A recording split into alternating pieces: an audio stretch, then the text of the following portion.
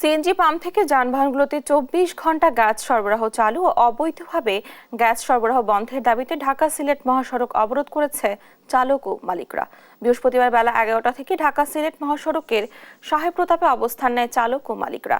এ সময় মহাসড়কের দুই পাশে অন্তত ২০ কিলোমিটার অঞ্চলে আটকা পড়ে বিভিন্ন রুটে চলাচলকারী যানবাহন। চালক ও মালিকরা জানায়, দেশের খনি থেকে উত্তোলন করা গ্যাস সরবরাহে কোনো সময়সীমা থাকা যৌক্তিক নয়।